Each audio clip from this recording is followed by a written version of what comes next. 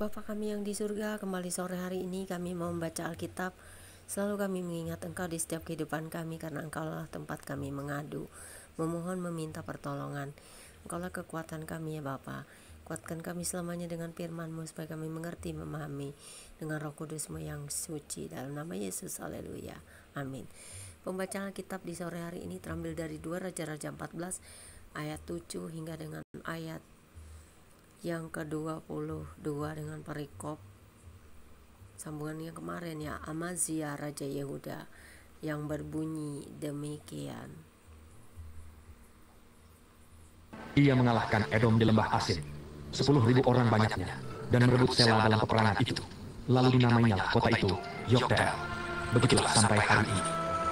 Pada waktu itu, Amazia menyuruh utusan kepada Yoas bin Yoahas bin Yehu, Raja Israel, mengatakan, "Mari kita lawan tenaga!"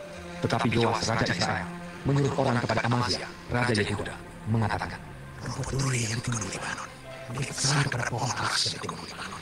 Bunyinya, berikanlah anak perempuan kepada anakku laki-laki menjadi istrinya. Tetapi binatang-binatang hutan yang ada di gunung Libanon itu berjalan lewat dari sana, lalu menginjak rumput duri itu.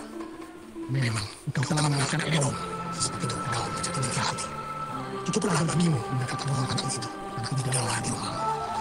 Untuk apa engkau menantang kata-kata, sehingga kami jatuh dan Yehuda sama-sama engkau." Tetapi Amazia tidak mau mendengarkan. Sebab itu majulah Yoas, Raja Israel, lalu mengadu tenaga mereka. Ia dan Amazia, Raja Yehuda, di Bet-Semes yang termasuk wilayah Yehuda. Yehuda terpukul kalah oleh Israel, sehingga masing-masing lari ke kemahnya. Yoas, Raja Israel, menangkap Amazia, Raja Yehuda, anak Yoas bin Ahazia di Bet-Semes. Lalu Yoas masuk ke Yerusalem dan membongkar tembok Yerusalem dari pintu gerbang Efraim sampai ke pintu gerbang Sudut, 400 hasta panjangnya. Sesudah itu, ia mengambil segala emas dan perak dan segala perkakas yang terdapat dalam rumah Tuhan dan dalam perbendaharaan istana raja, juga orang-orang sanggara. Kemudian pulalah ia ke Samaria. Selebihnya dari riwayat Yoas, apa yang dilakukannya dan kepahlawanannya, dan bagaimana ia berperang melawan Amazia, Raja Yehuda. Bukankah semuanya itu tertulis dalam kitab sejarah raja-raja Israel?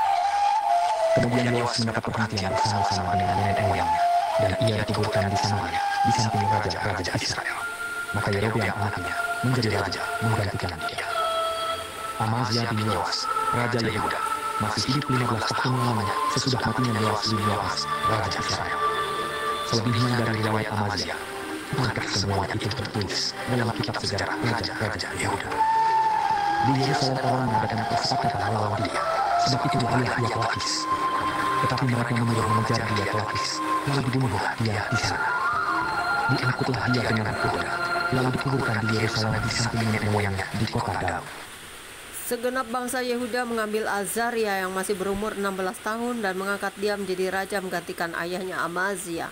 Ia memperkuat Elat dan mengembalikannya kepada Yehuda sesudah raja mendapat perhentian bersama-sama dengan nenek moyangnya. Demikianlah pembacaan kitab kita sore hari ini. Yang berbahagialah setiap orang mendengarkan firman Tuhan serta memelihara dan melakukannya. Terpujilah Engkau Tuhan. Terima kasih Tuhan, Engkau telah menurunkan hujan bagi bumi yang panas ini. Kembali kami bersuka cita dan kembali ke Palangkaraya dengan sukacita dan penyertaan Tuhan sepanjang perjalanan, hingga kami boleh berbahagia senantiasa dalam suka duka, senang sedih. Dan Tuhan selalu memberikan kami kasih di antara sesama saudara, sehingga kami bisa saling mengerti, saling mengasihi, memberi, dan memperhatikan. Bahkan di dalam banyak kesusahan kami tetap mengasihi saudara-saudara kami. Tuhan tetap mengasihi kami juga. Seperti Engkau mengasihi kami, demikianlah kami juga mengasihi saudara-saudara kami, baik dimanapun berada.